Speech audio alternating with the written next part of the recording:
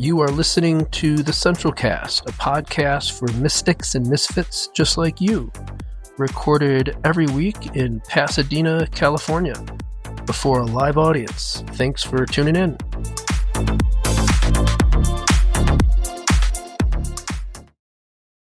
This on the side with the right side. The right side. Our left. Oh, it's really, yeah, just go up. That's one. Thank you. Okay, so I think I'll make good on my promise. And by the end of the sermon, if your children are singing that song or asking about it, you will have a really good conversation with them. That song combines two verses from the book of Matthew. So it's two sayings of Matthew's Jesus. Follow me and I will make you fishers of men, and come to me, all you that are weary and are carrying heavy burdens, and I will give you rest.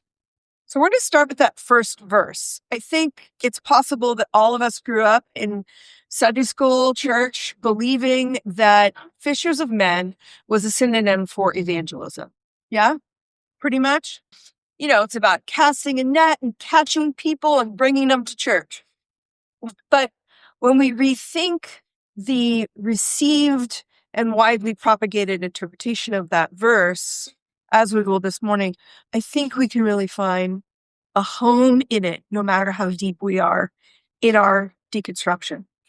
Matthew tells the story of Jesus walking along the Sea of Galilee. It's about 30 AD, and Jesus has had to sort of escape from Nazareth because it's gotten a little hot. John the Baptist has just been arrested by Herod, and Jesus needed a place to escape.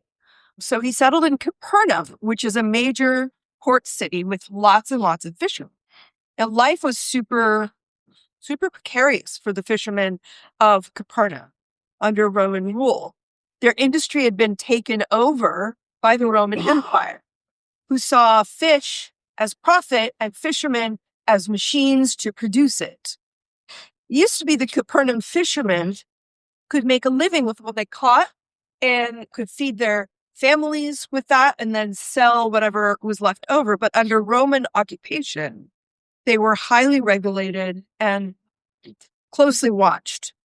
All that fish now had to go to Rome, which exported the local catch from the local people and heavily taxed the fishermen.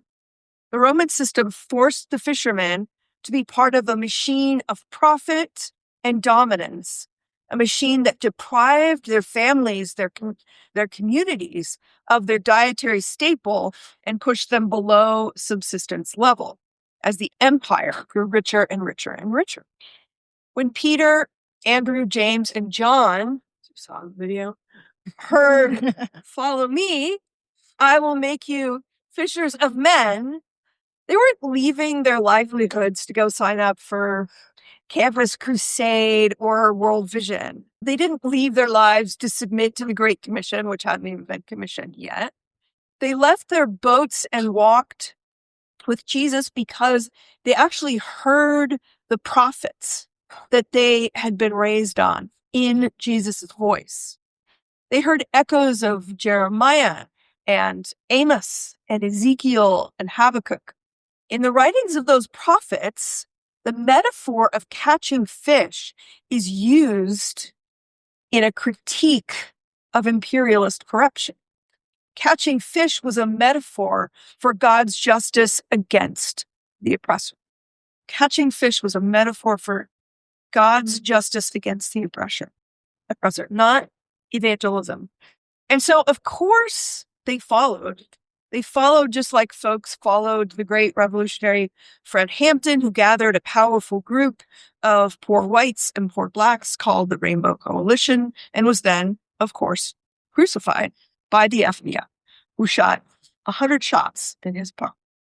They followed like folks followed Martin Luther King, who started critically analyzing the Vietnam War and doing a critical analysis of poverty in the United States, and then was, of course, crucified.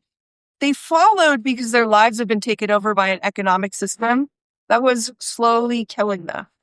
And Jesus, alluding to the prophets, said, it's time to hold our oppressors accountable and do the most threatening thing we can, and that is create a movement that does not exploit, objectify, and atomize people. A movement that instead humanizes them. A movement of independence from profit and violence made possible through the solidarity of people. So when Peter and Andrew, James and John followed Jesus, they were deconstructing capitalism and empire. They became fishers of men, gathering up the unjust in their nets. They became fishers of men and they embraced rest, which brings me to that second verse, which I absolutely love. Come to me, all you who are weary and are carrying heavy burdens, and I will give you rest. Leave empire and capitalism behind and join a movement with an alternative vision, a vision of rest. I'm pretty sure this is why Jesus was crucified.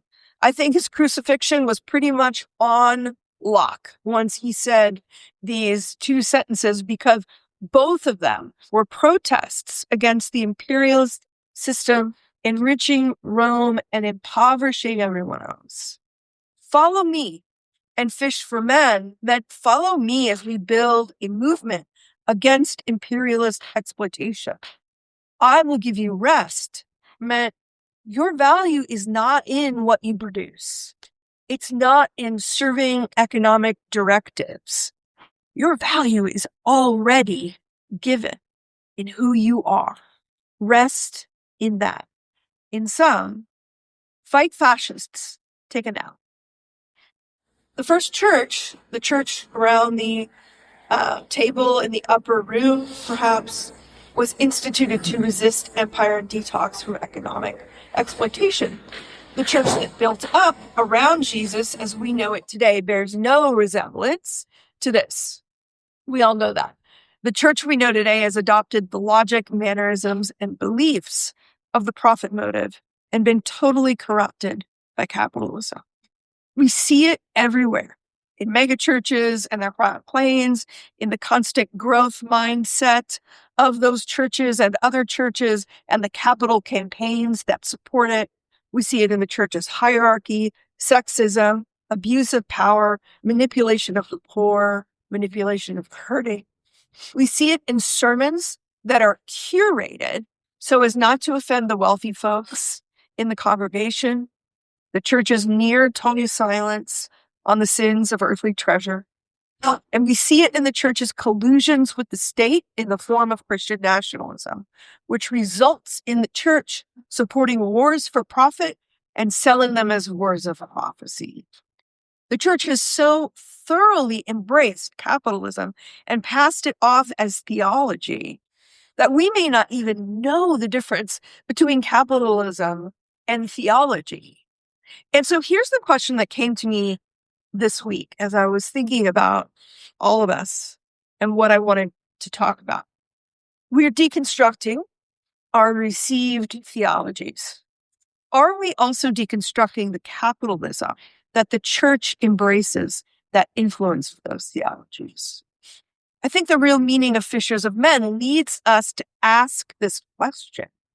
Yes, Jesus called on those of his time to question, maybe to deconstruct the religious systems and hierarchies. And he also called on the people of his time to reject systems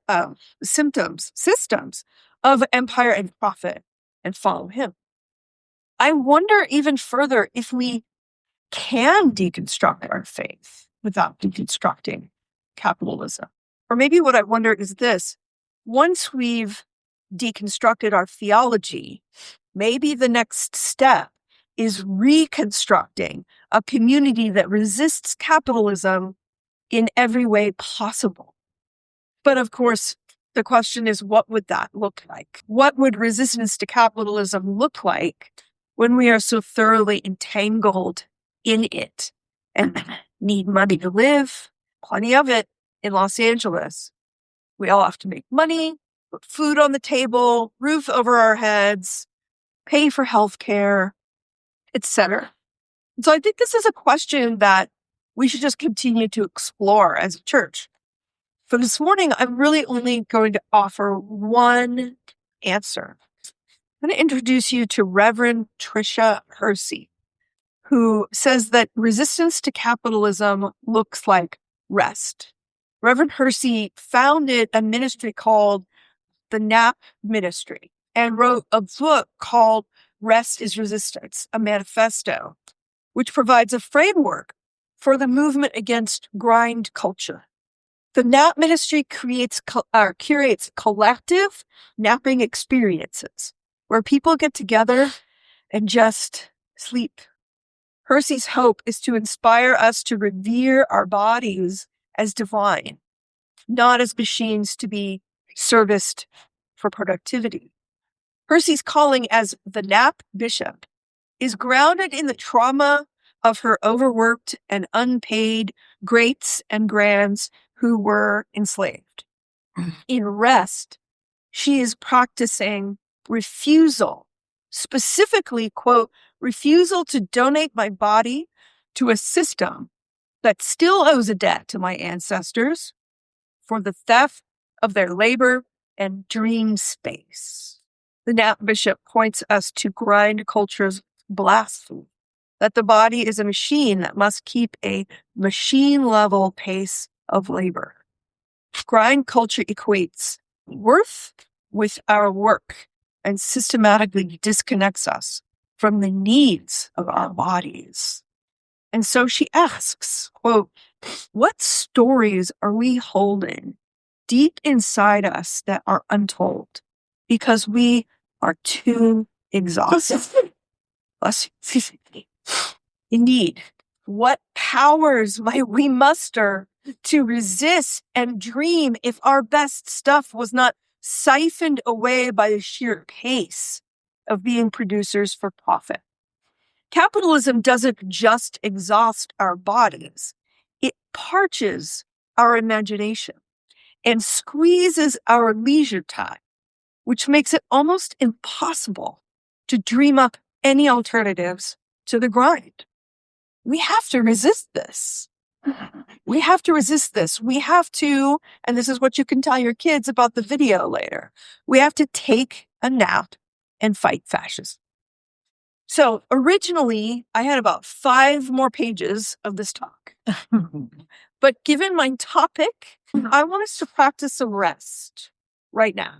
And then we'll come back together and have our discussion. I'm really hoping we can just talk about very practical ways, first steps for even just, decapitalisming our minds and our peace. Decapitalism. That's not going to stick. So has anybody here done walking meditation before? Jason has. Megan has. Okay. Well, we're going to do that this morning.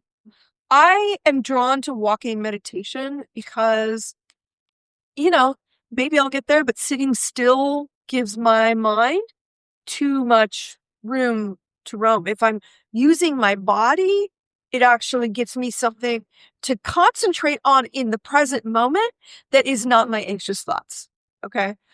Also, when people tell me when to breathe and how to breathe, I get angry at them. It drives me nuts. So I'm just going to say a few things about walking meditation, and then you're going to find a spot. It doesn't need to be a big, long spot. There's a bunch of us, so we're going to have to get creative. You can literally walk back and forth, maybe 5, 6, 7 foot length, okay? But what you want to focus on is your feet. You want to walk as slowly as you possibly can and focus on your heel hitting, your arch coming down, your toes touching ground, and then taking another step. Again, do what works for you, but as slowly as you can. This helps to literally slow the pace of your being. I will be just even around my house feeling a little anxious, and I will just stop and remind myself that I have the option to just move slowly. You could do this with almost anything. You could brush your teeth very slowly. That might be annoying, but so, and Bob is going to play. So we're going to, for about 7 minutes, Bob's going to play some kind of minimalist music to help us slow down. And yeah, that's about it. So why don't we find a spot? I hope there's room for everybody.